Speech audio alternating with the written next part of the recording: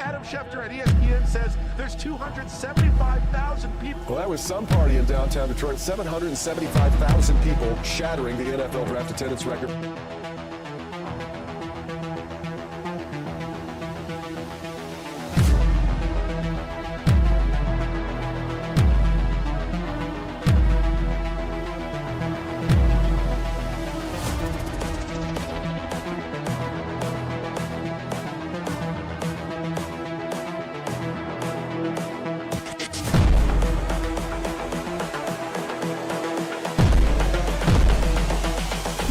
This is the future. All grips.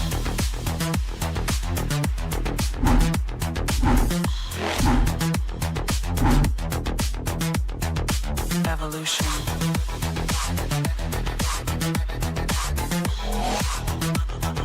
This is the future. All grips.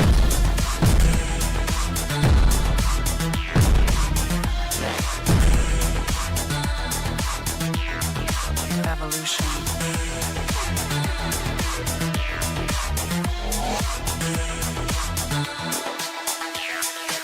All grit.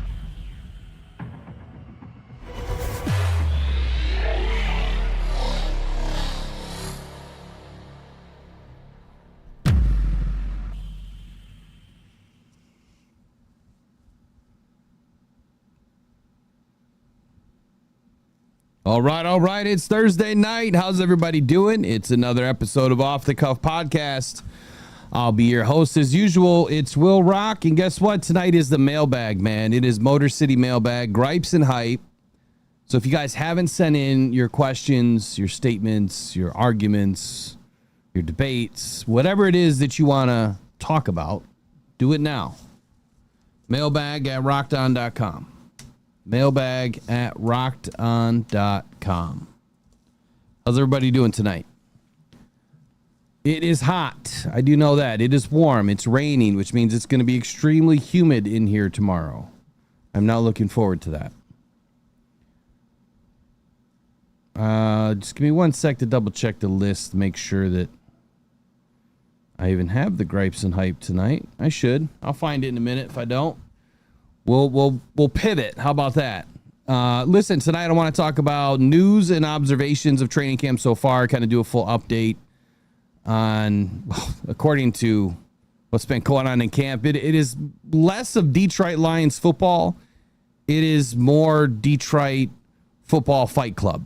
That's what it has been. It has been extremely intense throughout camp. We're going to highlight that, some standouts of the day, or at least standout plays of the day, maybe some players that are kind of working their way up this depth chart. Injury updates, get everybody caught up on injuries, and then rumors and maybe a little bit of buzz around the NFL with a particular trade that somehow keeps creeping up. And then I've got this segment, Dan Campbell, about Davenport. So I was going to turn it into a video. We'll probably do that tonight, and we'll do it together. I've got 3 different audio segments for you guys to listen to where Dan Campbell addresses the elephant in the room, and that is Marcus Davenport, and so does Aiden Hutchinson, and so does Brad Holmes. Every single one of those guys came to bat for Marcus Davenport, and I thought it was kind of a good give and take between all 3 of them, even though they were separate interviews, if you will. They kind of all said the same thing, which essentially he's the right guy for the job. There's something else that I was going to share tonight that I showed Megan, but I've decided not to. I was doing my little investigative work that I like doing, listening to audio, listening to these interviews and trying to dig a little bit deeper. And I found something, but I am going to share it with the members. So I am going to do a members only video, and I will share it in there, because then I know it's only one of 100 people that got the information. It possibly couldn't go anywhere after that, right? So I'll do it that way. But anyway, I hope everyone's doing well tonight. I will get phone lines opening up here in just a little bit.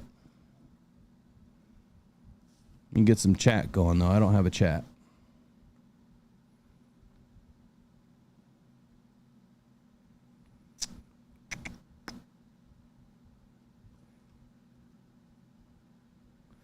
All right, there we go. Now I have a chat. All right, who's in the house tonight? Todd Budry. Sunny and 63 in the UP. What I wouldn't love to be up in the UP right now, man. I would love to be up there. That is perfect sweatshirt weather. Nick P's in the house. Yeah, that's big news, Nick P, about Christian Wilkins. I am surprised. He just signed a deal. Like last year, wasn't it? Did he not just sign a deal? But this is as of 10 minutes ago. So I didn't have a ton of time to go look up. Yeah, he did sign a deal. He signed a 5-year, $110 million deal. We'll talk about it. Let me add it to my sheet. We'll talk about it. I don't want to talk about it right at the moment, but we'll get to it.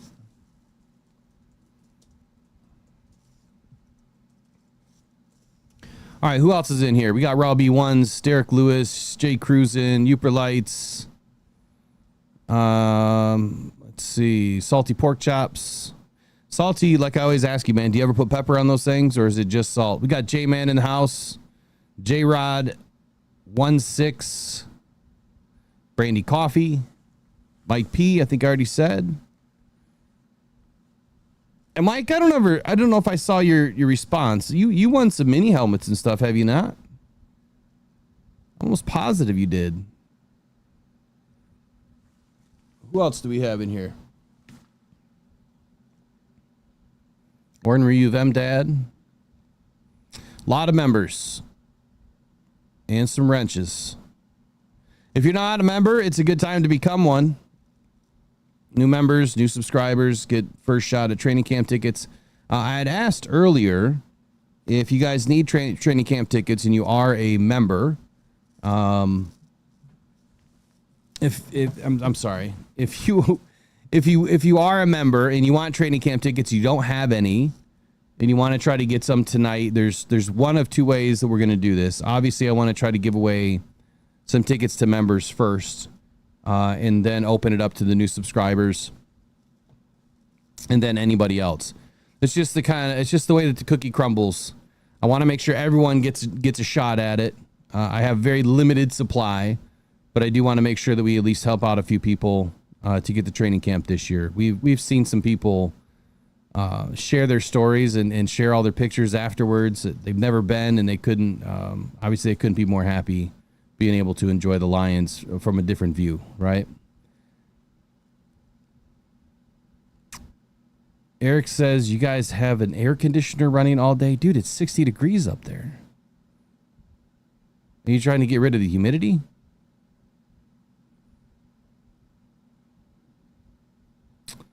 Ah, Nick, that's good information about Wilkins. Yeah, that kind of stuff won't play in Detroit. And you know what's going to happen? Everyone's going to talk about it. Everyone's going to do a video about Christian Wilkins coming to Detroit. Honestly, I haven't done enough digging on him, but I will tell you that he was my favorite option when he was going into free agency. So if that tells you anything, I thought that he was a decent option back then. I threw a little bit of receipts up in the trailer today. Did any of you guys watch the trailer?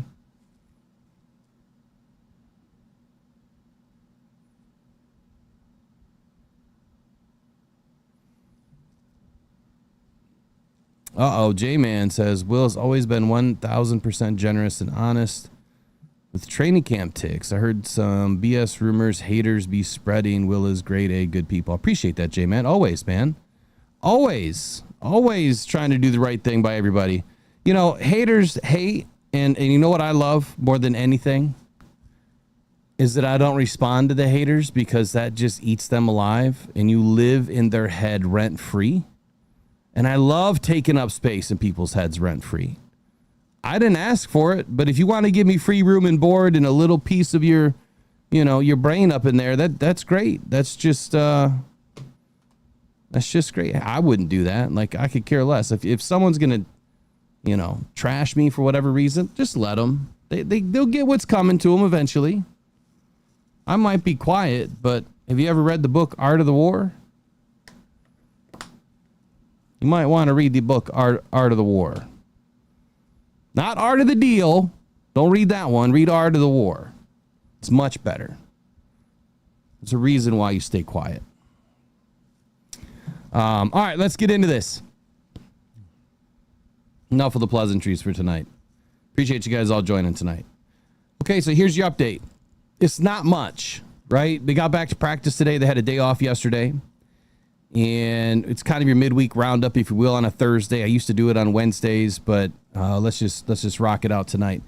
So it's Detroit Football Fight Club. I promise you this headline is going to generate a lot of buzz, that the Lions are constantly getting into fights, but I believe that the end result is very simple. It's going to be a close-knit team fighting for one another in the end in January and February when it matters. And the reason why I say that is the attitude, especially coming from the leaders of this team, Amon-Ra St. Brown, Brian Branch, and others, they're kind of handing off the torch to the rest of the guys after all of the tempers, tamped down a little bit and everyone's kind of bro hugging at the end. They come together. They do it every year. And it's good to have a little bit of, chippiness in camp to get started. These guys are itching to put pads on. And the minute the pads come on, a lot of this stuff will go away. But there will be some more fights that happen. And they're just little skirmishes. But this is a bonding experience for these guys. And especially adding some of the newbies. I mean, I've heard how intense Ahmed Hassanin is and has been. And that's like, I'm excited to see where that goes. But we'll see if he can hold himself back a little bit. This is going to be vital for our Super Bowl run. Just like last season when the Lions were down 18 guys to IR on defense, it's that chippiness that they set the tone with in training camp, right? For the rest of the guys that were still available from that initial training camp to be able to get the rest of the guys that they're bringing in last minute to kind of get them up to speed. And look, they all fit because a lot of them came back, but they're all fighting together with each other, for each other in the end. Things got chippy again today to the point where Dan Campbell had to stop practice again.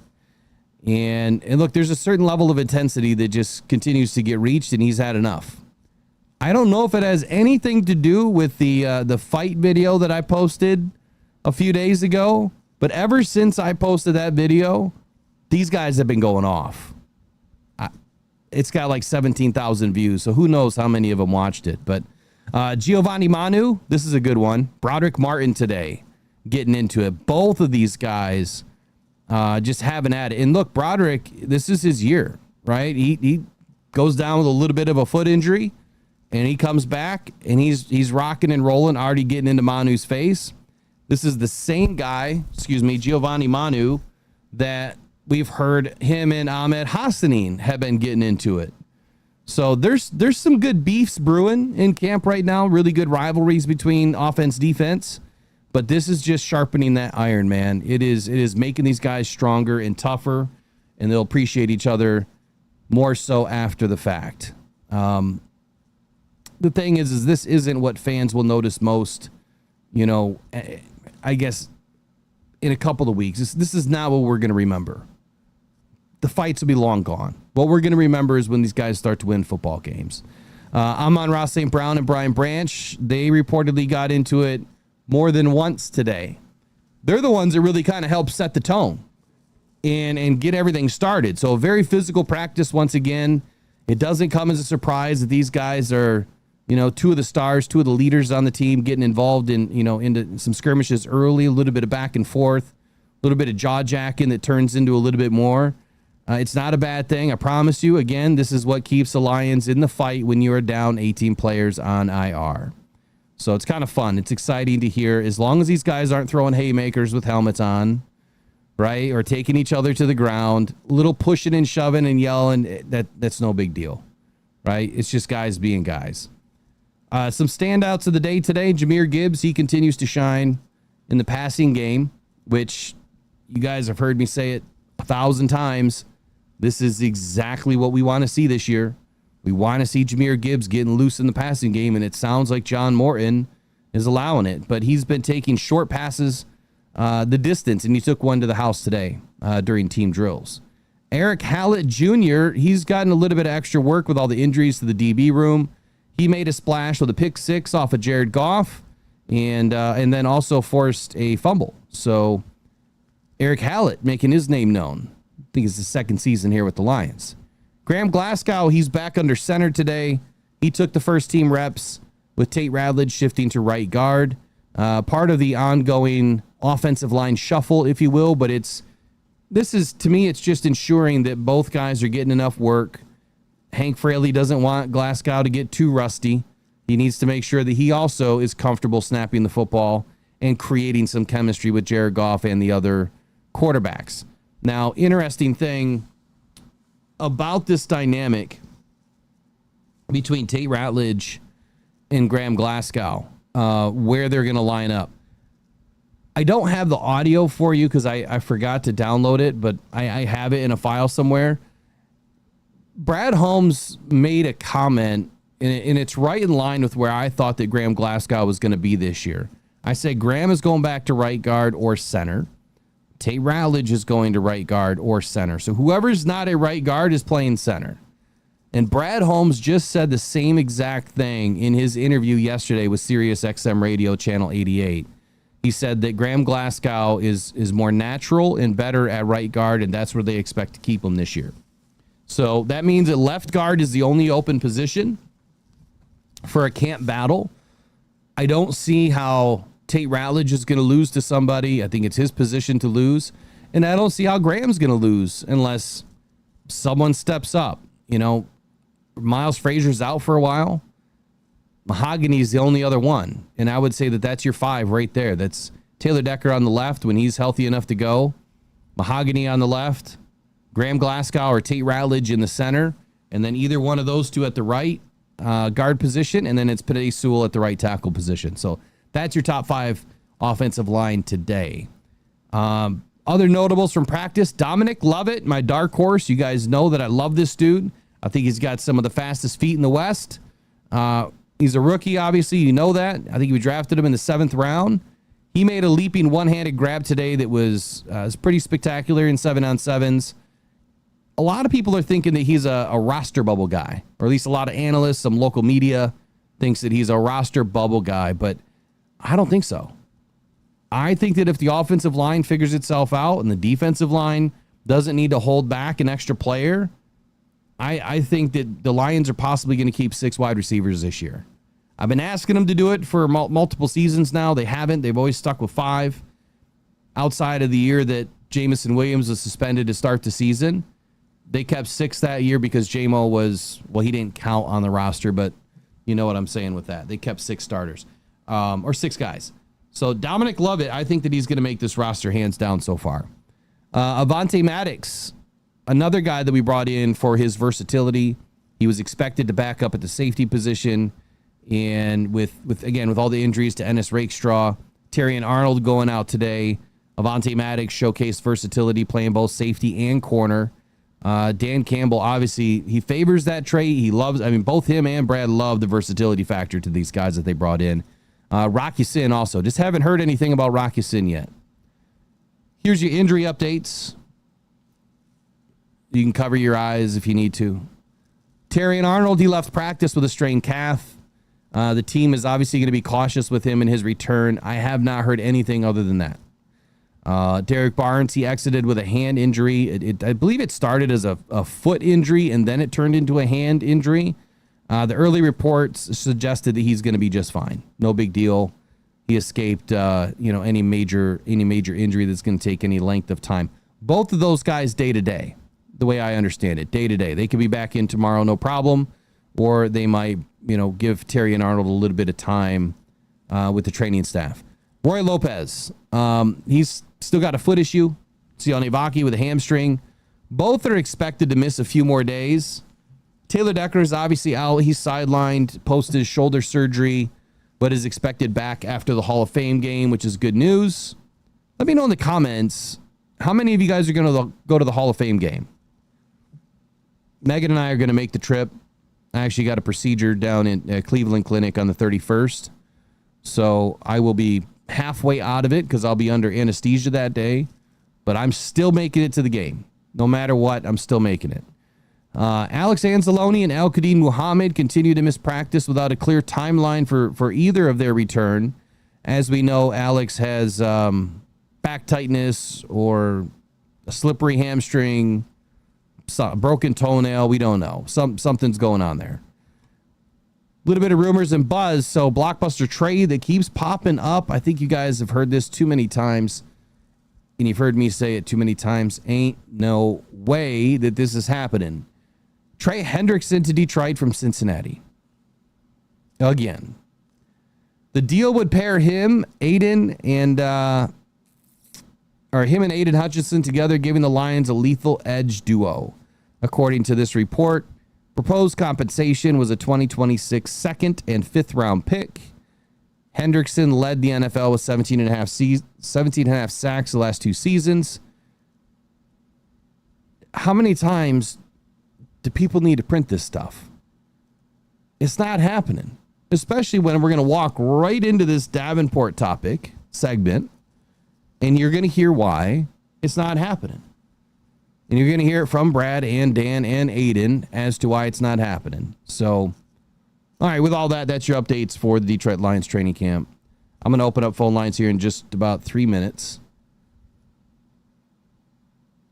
And I just want to wind back to the chat, see what you guys are talking about here. Trace with Gibbs getting catches or some targets. That's going to bring down another DB to cover him. Yeah, that's smart. That's smart take right there. So Gibbs, obviously, he's going to require some additional coverage. Teams aren't going to know what he's doing, right? They're going to have no clue. And a linebacker is not going to be able to pick up with him, or pick him up and stick with him. I'll tell you what, if Morton and Goff do it right, and they can isolate Jahmyr Gibbs on a linebacker, that's a 20-plus yard play all day, depending on the way that the defense is lined up. There's not one linebacker that's going to be able to hang with Gibbs. Not a chance. Matter of fact, the majority of safeties won't be able to either. Yeah, we do have some personal big news. You've got Ozzy Osbourne died yesterday, and I believe it was yesterday, right? And then just a couple of hours ago, man, one of our, well, he really wasn't a childhood icon or anything for me. I wasn't really big into wrestling, but we named our dog after him. Hulk Hogan passes away from reported or alleged cardiac arrest. Not good, man. That sucks. Especially for a lot of people that idolized him, in the wrestling world. I know there's a lot of controversy that surrounded him over the last 10 years. As a matter of fact, he was just in Detroit last year and did a commercial, I believe, with Dan Campbell. So kind of rough news. I'm sure it's hitting some people in Detroit kind of sideways.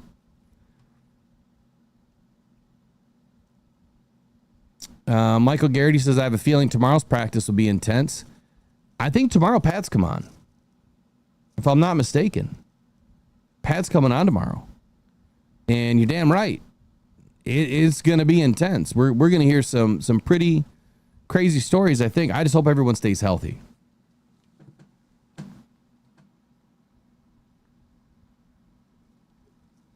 Is that a fact, Cruisin'?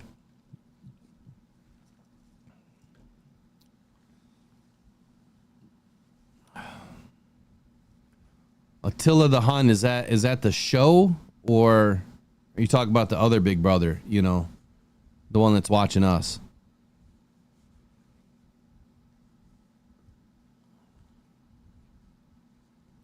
Yeah, I have a feeling that Ahmed is he's going to tear it up too.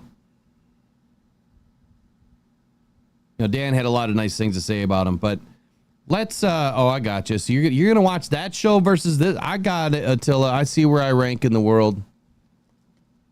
I see how it is, brother. You have fun, brother. See how I said that? It's a Hulk Hogan, brother. All right, let's get into this next segment here. One of the only segments we're going to do tonight, which is Dan Campbell on Davenport. Well, and that's really Dan, Brad, and Aiden on Davenport. And yes, Happy Gilmore 2 comes out tomorrow. I hope that they don't kill it. Oh, if you got to do it for your lady, I get it. I totally get it. I would do it for mine too.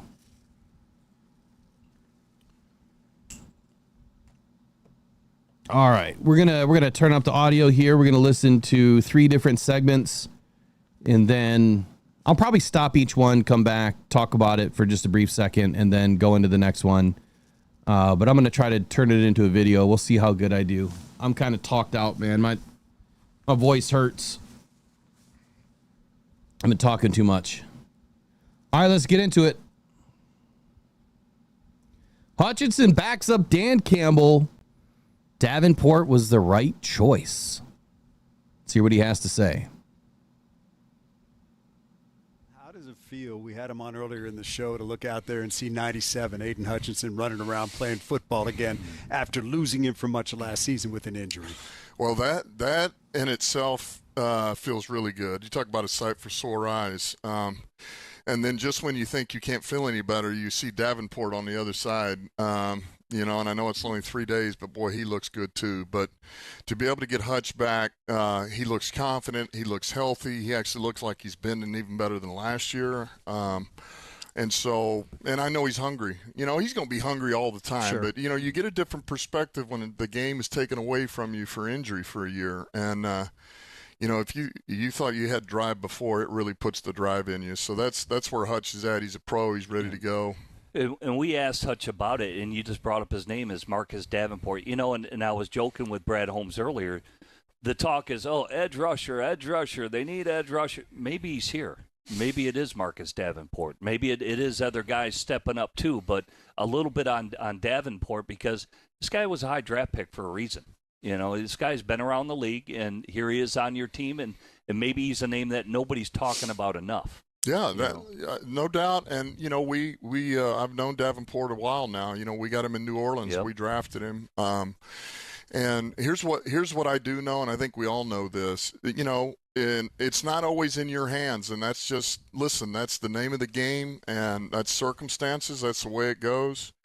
But if he does stay healthy, oh, yeah, he can do it. There's no question. He's going to give us everything we're looking for and then some on the other side of Hutch. So what I know is he's put everything into coming back, being stronger, being more stable, do everything he can to reduce that risk of injury. Look, and injuries happen all the time, but if it does, it does. But I love where he's at. We're fired up. I think our defense looks really good. There again, we're not in pads, but I like where we're at day 3.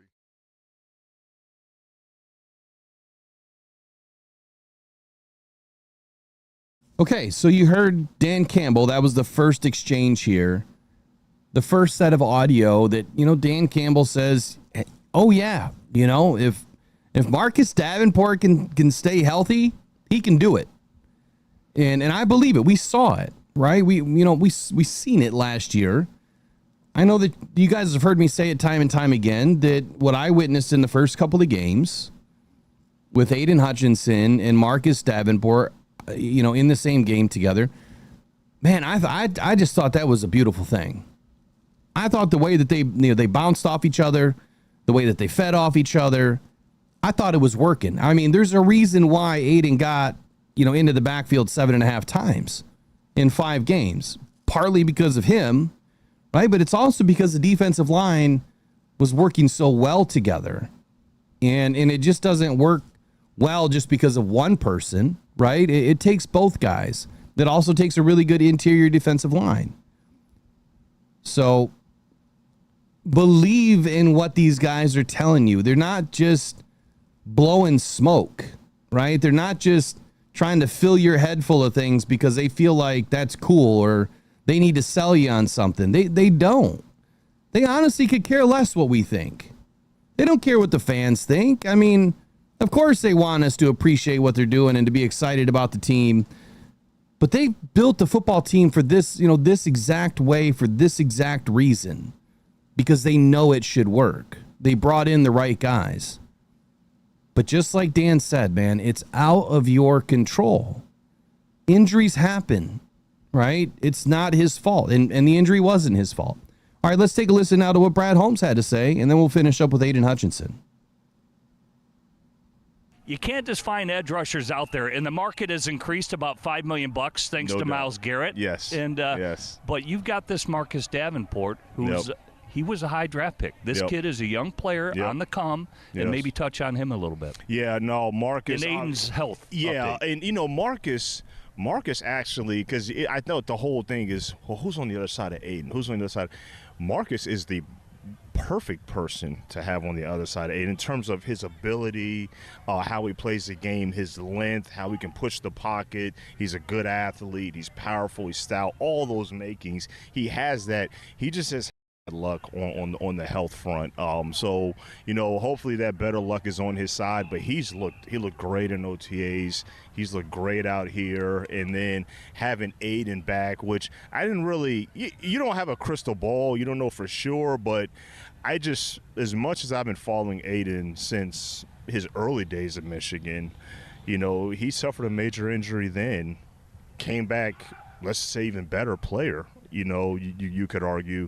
I'm not surprised of how he attacked his rehab, and he looks amazing right now. So it looks good so far. When you look at that group, Brad, you were up there in terms of pressures last year. Yep. Is there a next step in terms of getting that quarterback on the ground more often? Is that an important thing for your team? Yeah, this year? it's important. I mean, obviously you want to just finish and get home and get the sack, but you know, pressures, you know, I'm not going to say that they're equally as important, but it's pretty darn close, just because when you're affecting the pocket and you're making it muddled and chaotic and uncomfortable, you can have obviously you could argue that you could have more turnovers just from more of a chaotic, disrupted, you know, condensed pocket versus just getting a sack. But obviously you want guys that can finish, get home, and get sacks. But you know, the pressure served us well. And you can get turnovers when you have a guy on the back end of your defense like Kirby Joseph. Yeah.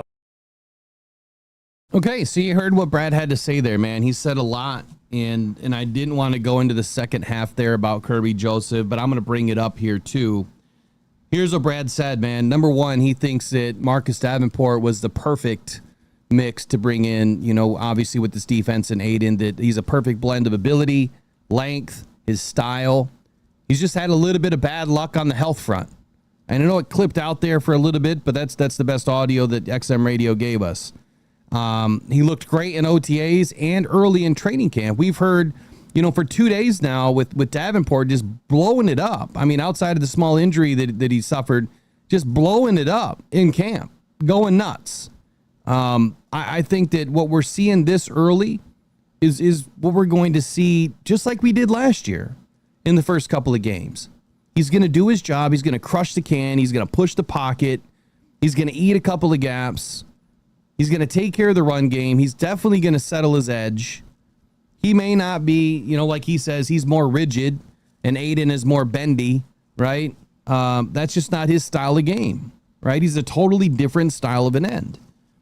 So then he spoke about Aiden for a moment, which was a good piece of news, that Brad has seen Aiden and he's looking great. He says he's looking good. And here's the key thing that I took out of this. And I couldn't tell if he was saying this for Marcus Davenport's, you know, for a perspective of what he's having to go through, which is he suffered a major injury in college and came back. Well, he's doing it again. And he's come back a better player. And Brad thinks he's going to come back a better player this year.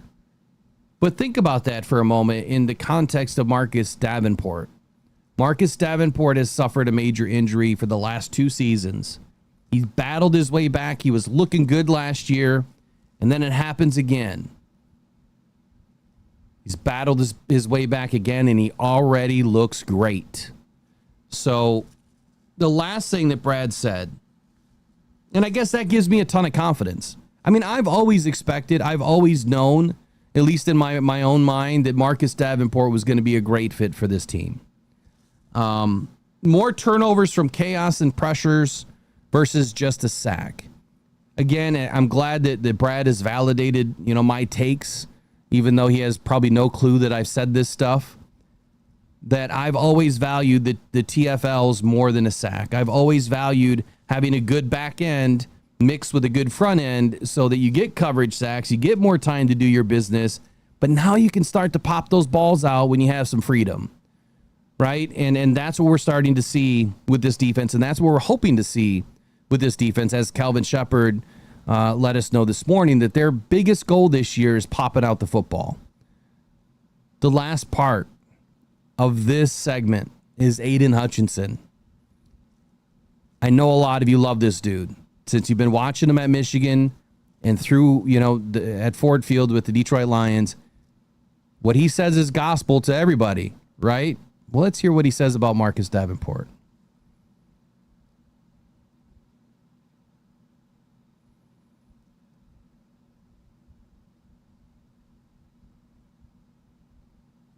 All right, here we go. Well, it's been a long road of rehab, and I remember reading a story back in the OTAs where Coach Shepard said, every player has their mannerisms, things that they do in practice, and Shepard said, well, that's when I kind of knew he was back. He was having the same type of mannerisms. What about for you personally, when you cross that bridge as a player, where you're like, oh yeah, I feel good, I'm confident, I'm where I need to be? Yeah, I'm day one of OTAs. I got stepped on, kicked. You think everything under the sun. And the day after I was pretty sore, but it was going through that day and getting it was the most freak things too you could think of that were it was weird. But I really do believe that it was that day happening. You're like, I'm good.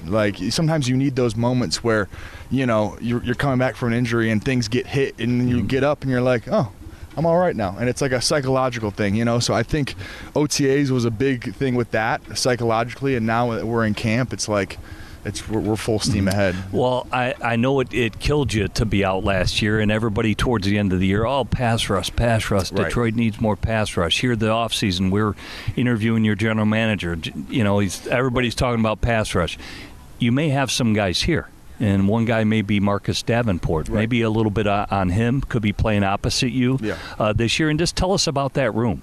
That room is so great. critical. Once we get Aleem healthy and him back, fortunately Levi's going to be out. But once we get Aleem back, Tyleek's coming along. Ahmed's coming along. But having Marcus on the other side of me is really. When we were playing those first 3 games last year together, or 4 games, whatever it was before he got hurt. It was when I saw him on the other side of me, I had this confidence that, when you see another rusher over there, hey, if I'm not getting there, this rep, he is, And I think I was watching him in camp, he's such a great athlete, such a great football player, and I'm going to try to give him as many holistic approaches as I can to keep him healthy this year, and we're praying for longevity in the D-line room, and it's going to be a fun year. I don't even have to say it, man. Your Honor, I rest my case. Aiden Hutchinson's the best attorney of them all. He just sold you guys the hook, line, and sinker about Marcus Davenport. So if you don't believe, or if you didn't believe then, you better believe now. Here's what he said. Let's recap it. One, the first part of this conversation, again, it goes back to something that I've felt about players, that when they have major injuries and they come back, that look, they're just not the same, at least right away. Jamison Williams, for instance, he pops into my head that when he came back in his first season, it really wasn't until that next year that he caught a pass at or near the sideline about 12, 13 yards down the field. And when he came down, he hyperextended both of his legs, and you could just see the eyes wide open moment, the oh shit moment, and he's wondering if he's hurt. And he army crawls off to the side, and then you seen him jogging up and down, and he was good. And I think it was at that moment that Jamison knew, I'm fine. I can play the game now. Right? And this is something that I've known, right? It's something that I've shared with you guys, that this is how I feel, these players deal with it. This is how they learn that they're good to go. They can play again. They can be themselves again, to get it out of the head, right? And back onto the field. So he said the same thing. He got stepped and kicked on in early in OTAs and that. He felt good, after getting freak things happening. He felt fine, but it was the same thing. He's man, I'm good now. I just had to get it out of my head. It was a psychological thing. which is what he said. But talking about Davenport, man, you can hear it. He's super excited about the entire defense.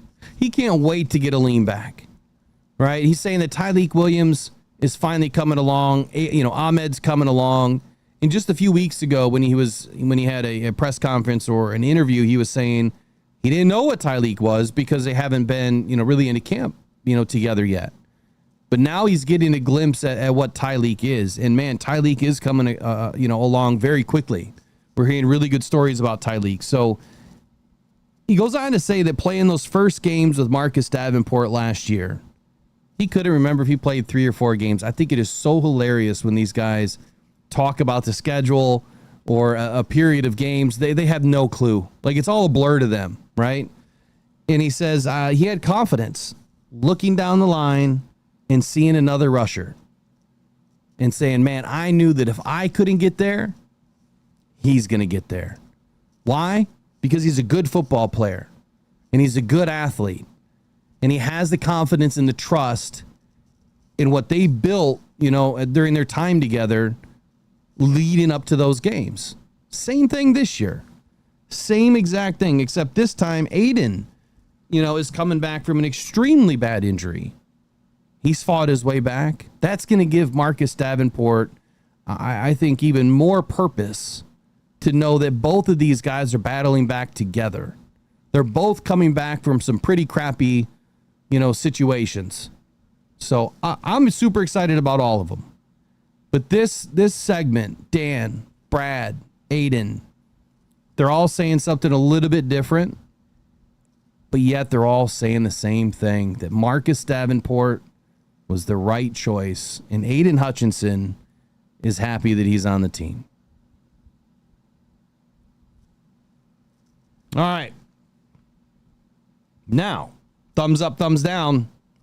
Do you believe in Aiden or not? Do you trust him? I do. And I think a lot of you in the chat, a lot of you that watch this show or the morning show, I mean, you guys know where my loyalties lie, and that's with the Detroit Lions as a whole. I mean, I want the team to do well. I'm not just tied to one certain player because, I've put my eggs in their basket. Tape tells me a lot. I've had, subscriptions to a lot of things and get a lot of things sent to me that I watch, and that's what tells me everything I need to know. The only other thing that tells me what I need to know is what Dan is saying or what we see with our own eyes. So, all right. Outside of that, let me go through some more injury updates. So I think I forgot to touch on a few.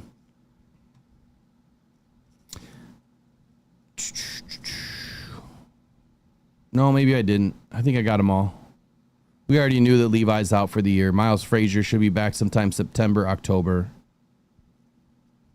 And I did say that Stanley Thomas Oliver made it back into practice, right? I think I said that. And Josh Pascal is still on the NFI list. I think I got them all. All right, anything else popping? My phone was dead, so I'm trying to charge it. I think I'm good now. I want to open up the phone lines for about 15 minutes ish. It's hot as heck in here today. Air conditioner's running like crazy, but it is not helping.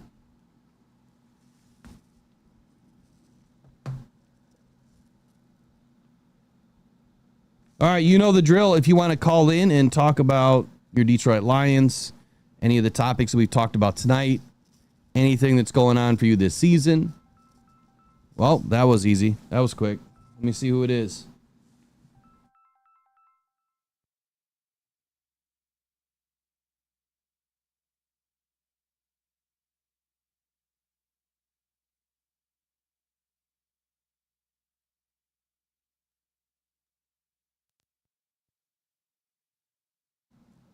All right, Michael, can you hear me? Yes. All right, man. You are live on Rock On Detroit Lions. Michael Garrity on the line, man. Thank you for calling in. How you doing? Pretty good. What's on your mind? My question tonight is, when do we as fans and you as what you do start questioning the strength and conditioning coaches with all these injuries, not only here in camp, but last year? I mean, what are they not doing? I mean, because last year was crazy. All the injuries we had. No other team went through that. And no other team's going through this in camp. I mean, I know we started a couple days early, but sooner or later we got to start asking what's going on. I think it's a wonderful question, right? It's a question that I think a lot of people ask. Do you want to stay on the line while I answer this, or you want me? I'm going to hang up. Okay. All right, Michael. Thanks for calling in, buddy. Yeah, bud. Okay, so it's just something that we've thought about often. I think everyone has. Are the trainers to blame? Are they not putting these guys through enough, strength and conditioning? Whether it's doing rubber band work, where you're getting negative and positive resistance, and making sure that you're getting into the finer, details of the muscles and doing the bounce back, right? You want to get that muscle to be able to bounce back. So if you put it under stress, it's not going to snap. You want to make sure that you're rubbery, right? To say it in a non-technical term, you want to be rubbery. So it's a good question. Are the trainers to blame? And here's the easy answer. No, they aren't. And here's my opinion as to why. I think the NFL has done something categorically wrong with the offseason. And I feel like there's a good push in the NFL to try to change this. But they give these guys a month off or 6 weeks off by the time we do the draft, we do the mini camps, and then they go home. And then they come back in July to hit camp, 4, 5, 6 weeks later. I think it's that time in between that the team doesn't have their eyes on them. They don't know what they're doing. You're trusting that they're doing the work that they're supposed to be doing, right? Working on their bodies, going to, specific training classes and working with specific trainers. It does cost money out of their own pocket unless they stay in Allen Park where they get everything for free. So I think that a lot of it is on the players, that maybe they're not doing the strength and conditioning and very, particular types of strength and conditioning to make sure that they're good when camp comes. However, I can't put it all on the players either.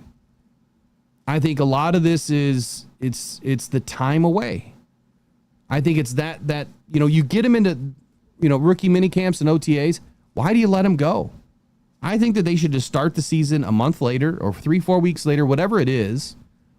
You get them in, you keep them in. It doesn't mean that they have to go full bore, from June on. Maybe they have every weekend off, or, in the very beginning, it's more light work and then they kind of ramp up, but at least you're seeing them every week, as opposed to giving them this giant gap and you have no clue what they're doing. So I think that's part of it. As far as the training staff goes, I think that we've leveled up this training staff from what I've read in the past. We've got some pretty good people. Now, I don't know any of their names, but just from what I've read and what I remember about reading is that we got some pretty good people there. So I don't know, really, Garrity, I couldn't give you a solid answer if it's really their fault, but I would say no. I think that this more relies on the players and what they're doing at home. All right, we got another caller. Give me 1 second.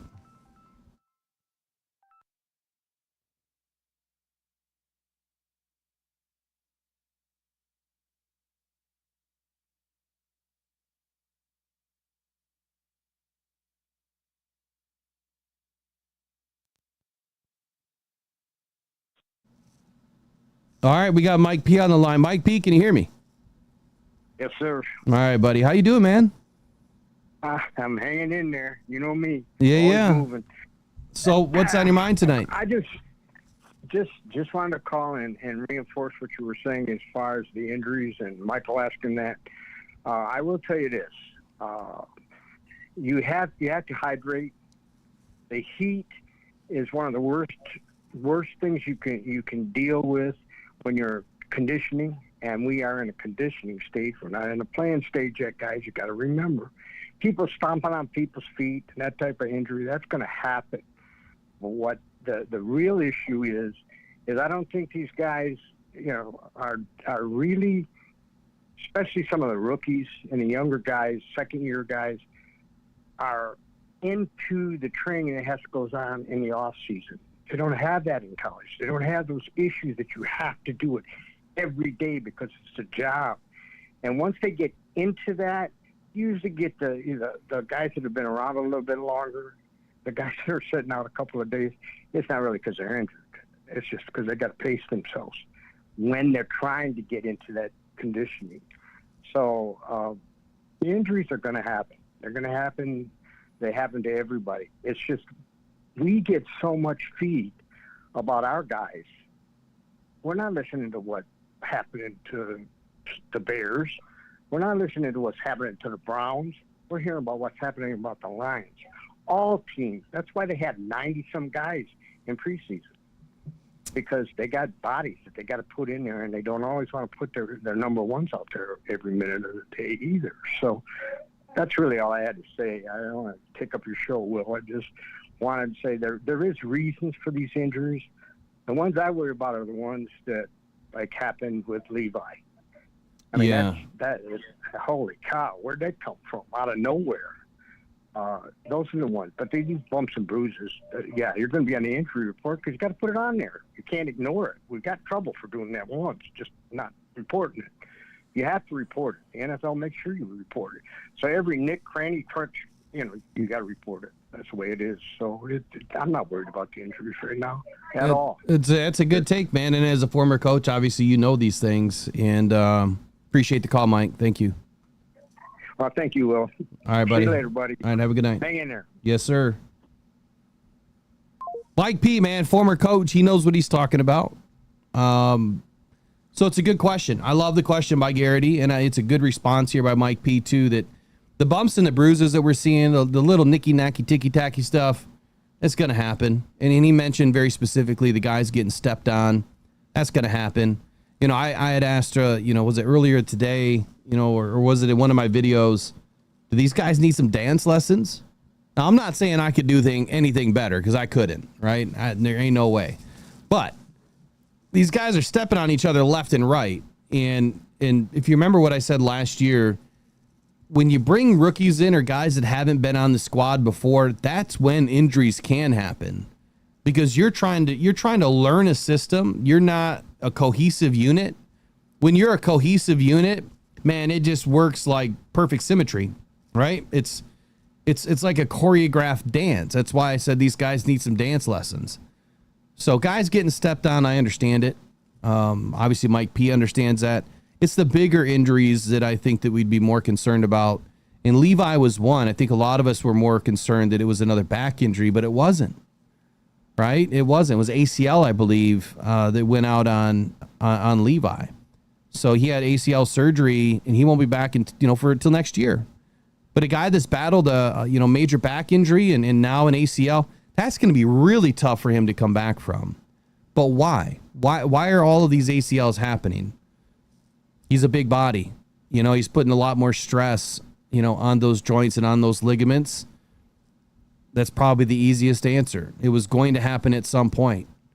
It was just pushed too far.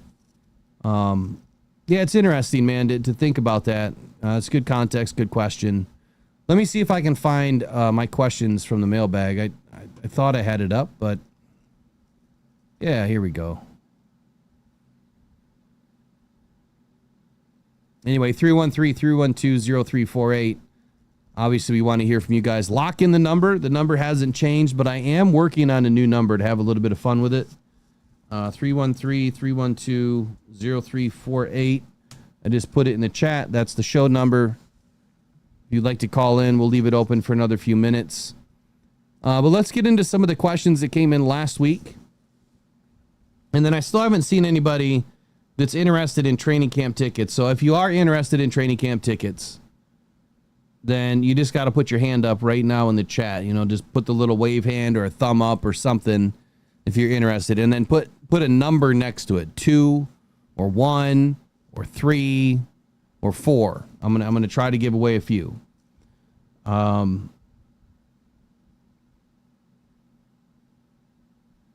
We'll let that go for another 10, 15 minutes, and then we'll see who's put their hands up and try to give some tickets away. Okay, so number 10 of last week I never got to. And I probably should have reread all these today because some of them might have aged out by now. But the question was, or the statement was by Paul. He says, I love seeing Goff finally get some respect, but is he really a top 10 quarterback?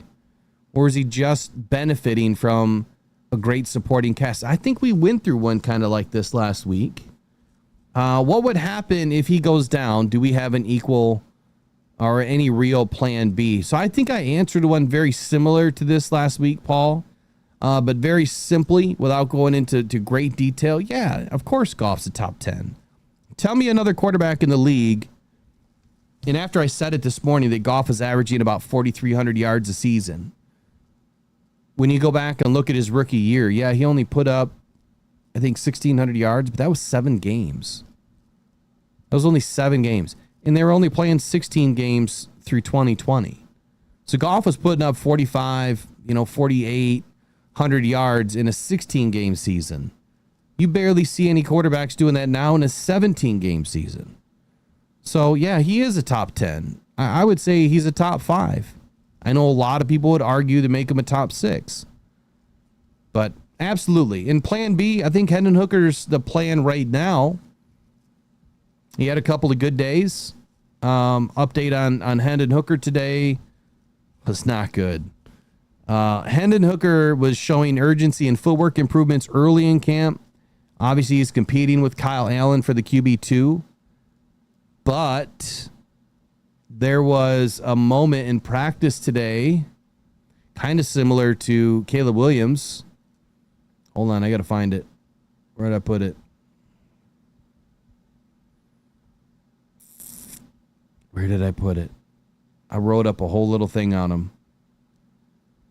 Essentially, he got in some trouble at camp because he was not getting the guys lined up.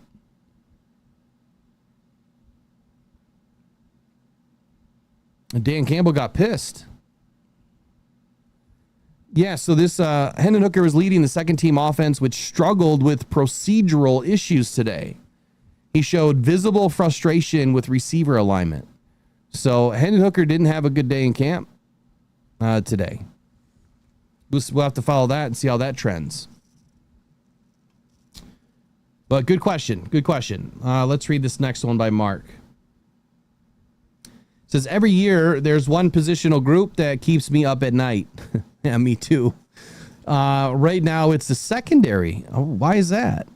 He says, are we actually improved, or are we just hoping Branch and Joseph can cover up all the holes against all the elite passing attacks for our corners? I get the question. I understand it.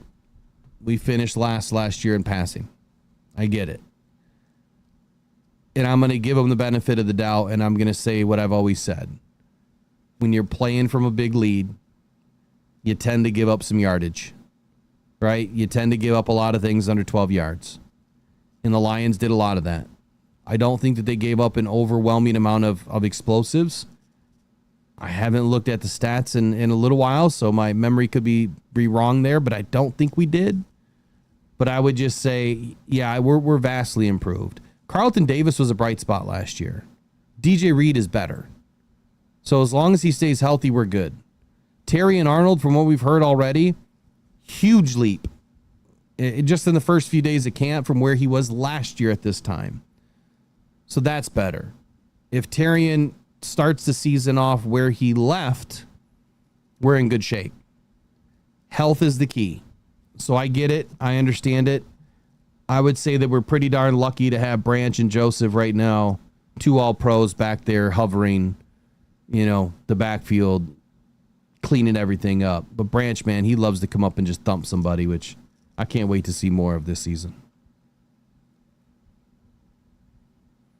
We got a few hands up. All right, I will come back to that.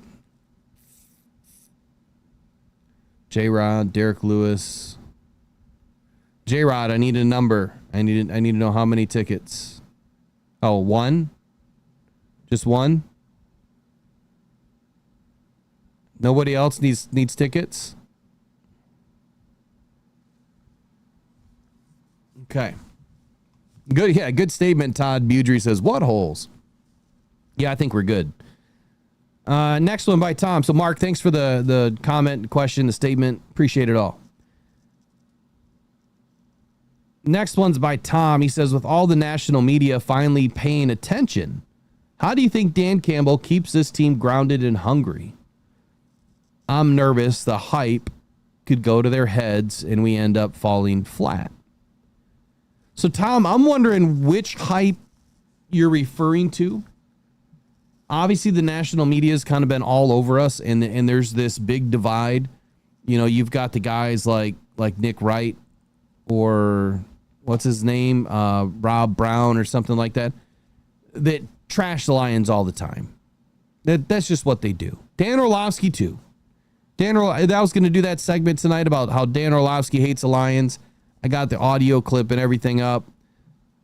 But then I thought about last time we did that, it got hit. So I'm not going to do it. I actually got to extract the audio first. The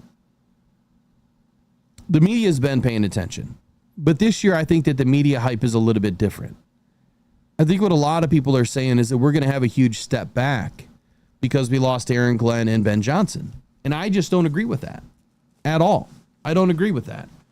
So if that gets into these guys' heads that we can't win because we don't have the same coordinators that we had last year, those are the same idiots that were printing that we couldn't win because Aaron Glenn wasn't a good coordinator the year before. And Ben Johnson just got lucky in one of his, first years as the offensive coordinator.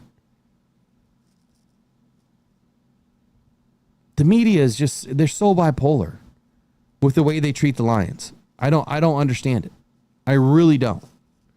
I think the guys are going to stay grounded. Dan has always kept this team grounded. They're never too high. They're never too low. And I think they'll stay there.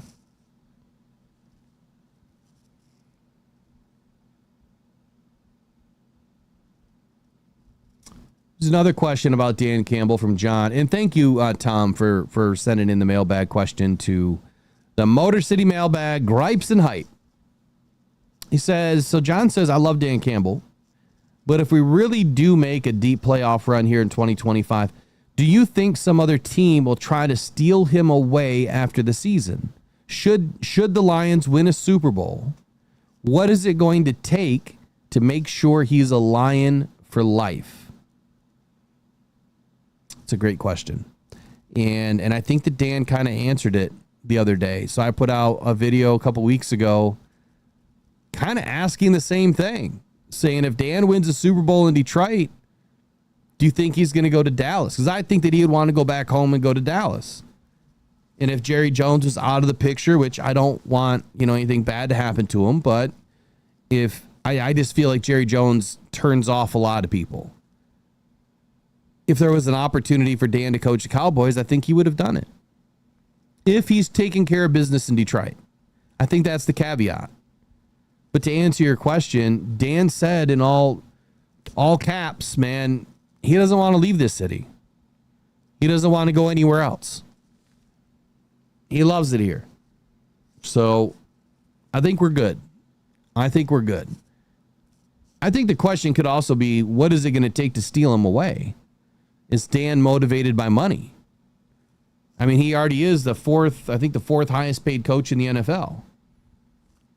Is another $5-6 million a year enough to start all over again? If it's truly about money, maybe. I don't think it's about money for Dan at all. I think that he would do this for free, honestly. He loves football that much. Dan is different. He's one of the most inspiring coaches that we've had in Detroit, but I think he's one of the most real, raw, and authentic coaches that we've had in Detroit. And quite honestly, my issues, medical issues and that before doing this podcast, I had my reasons to start this. You guys know what they are. But Dan Campbell is a big reason for that too. Like just the way that he invigorated my spirit all the time. I had to, man. I wanted to do something that was real, raw, and authentic. Just like Dan. I think it was a good fit. All right, we'll take 2 more questions, and then I want to give away some tickets, and then I got to get ready for the morning show. So, and thank you. Who was that? That was John. Thank you, John. Ooh, I like this question. All right, Scott. Scott says, every year there's that one undrafted guy who makes the roster. Who's your sleeper pick this time around? Anyone flashing in camp that the national media isn't talking about? So, yes and no. It is so hard to keep all the UDFAs in line, but right now Keith Cooper's getting a ton of talk by Dan Campbell. And I would say that if anyone has an opportunity right now to make this roster out of all of the UDFAs, it's Keith Cooper. There's a couple of other guys that I like. Now, I know that Ian Kennelly has had a couple of good days, but I think that room's pretty thick. I think that he can make the practice squad. But you're saying roster. So roster is all of it. That's practice squad. It's the 53. It's the vet squad. It's all of it. So if we're talking practice squad too, just want to make sure I'm answering your question correct, then I think Keith Cooper can definitely make this roster, which is 53 or, or the practice squad. Now, keeping him could be an issue. If you don't put him on the 53 and someone else is paying attention, it could be an issue. If he blows it up in preseason, you're going to have to get him on the 53 somehow. The other guy that I really like, well, there's 2 guys, but as far as UDFA goes, Mason Miller. Mason Miller and Kai Robichaud. So Mason Miller out of North Dakota State. He played with next to DeGray Zabel. Supposed to be really good. I mean, 6'7", 305 pounds. He's very versatile, and he can move. 41 career starts in his history at North Dakota State. I really like what Mason Miller presents, and I think that he has an outside chance of making this roster, right? It's a roster. And then Kai Robichaud. If we do sustain any more injuries in the running back room, the running back Kai Robichaud out of Boston College, he's a guy that I can see making this roster. So there's 3, not just 1. But out of all of them, Keith Cooper's at the top of the list right now.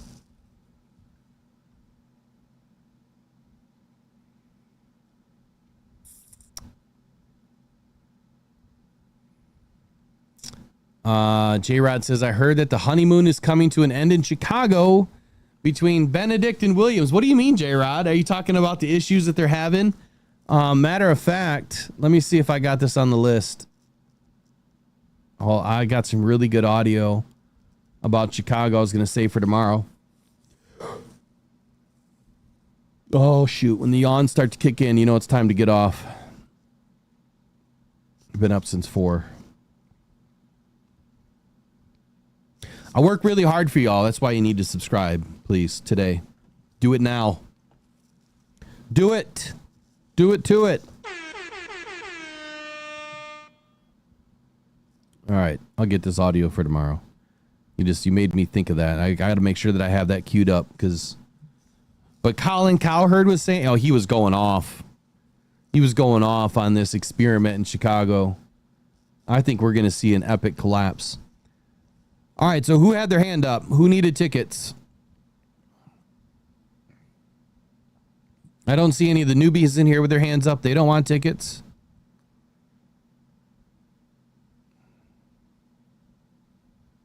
So it was J-Rod. I seen that one.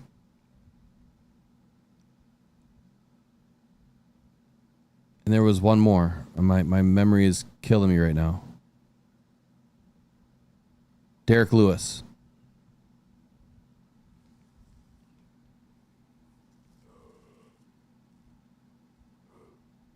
All right, you guys just text me or email me after. If there's really only 2 of you guys that need tickets tonight to training camp, I mean, you'll both just get tickets. There's no reason for me to turn this into a wheel spin. But anyway, if you are a rookie subscriber, if you're a newbie and you have notifications turned on, you will have an opportunity every 100 subscribers. The chat bot is going to select one of the new subscribers that has notifications on, and they've gone into the chat and they've put something into the chat, right? Hi, hello, whatever. Whatever you want to put into the chat, then the bot will recognize you. So that's how you can win a training camp jacket, and I look forward to giving them out. Just subscribe, turn notifications on, and then you'll have an opportunity to win.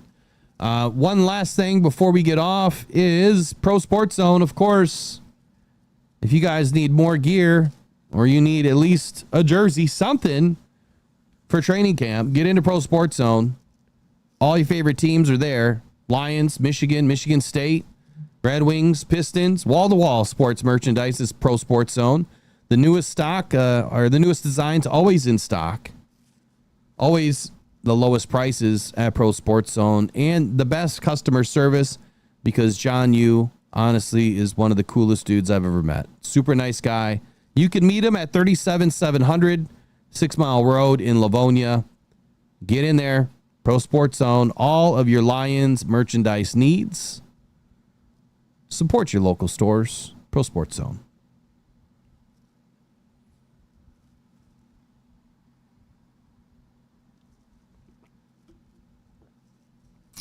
Oh, Booth, you can't make it to training camp. Man, there's like 10 different days. All right, Derek Lewis, J-Rod, you guys know the email, mailbag@rockdown.com, or you may have my phone number. Text me, and I'll get you taken care of. I got a few different dates that I can help you out with. So, all right, man, it's been a good night. Good show, I guess. And no more injuries, please, tomorrow. The Pats come on, so we know it's going to be on fire tomorrow. I wish I was at practice tomorrow. I really do. Because it's just going to be lit. Absolutely lit. So, all right, y'all, take care. Go and Pride, go Detroit Lions. We'll see you back here tomorrow morning for the Rise and Grind morning show that starts right at 8 a.m. And pretty soon it's going to start earlier as the season gets rolling. I might have to see if Eric and Riley can man a day or two during the week so that we can start early.